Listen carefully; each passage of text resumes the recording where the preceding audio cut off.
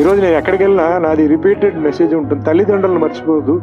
తల్లిదండ్రులు ఉండబట్టే మనం ఈరోజు మనం ఉన్నాం. వాళ్ళ కంట్లో మట్టికి నీళ్ళు ఎప్పుడు ఉండకూడదు, వాళ్ళ కంట్లో ఆనంద బాష్పాలు ఉండాలి తప్ప కష్టాలతో ఉండకూడదు. ఎందుకంటే ఎంతో కష్టపడి ఎంతో పెంచి తల్లి ఎప్పుడు అబద్ధం చెప్పదు. తనకు ఒంట్లో బాగాలేదని, తనకు ఆకలేస్తుంది చెప్పదు. అంతకన్నా గొప్ప దేవుడు ఇంక వేరెవరు లేరు. తండ్రి గారు డబ్బులు లేవని ఎప్పుడు చెప్పడు, ఏదో కింద మీద పడి మొత్తానికి ఇల్లు నడుపుతాడు. వీళ్ళిద్దరు. దాని తర్వాత గురువుకి ఏం కావాలంటే ఏం లేదు, వాళ్ళు నేర్పించిన స్టూడెంట్స్ని, ఆ స్టూడెంట్స్ బయటికి వెళ్ళి గొప్ప ఒక పొజిషన్లో ఉంటే గురువు ఏమంటారంటే, ఆ స్టూడెంట్ నేను నేర్పించిన స్టూడెంట్, నా దగ్గరే నేర్చుకున్నాడు, అంతే తప్ప వాళ్ళు ఇంకా వేరే. కానీ ఈ ముగ్గురు ఏంటంటే, ఈ ముగ్గురు తిరుమూర్తులు.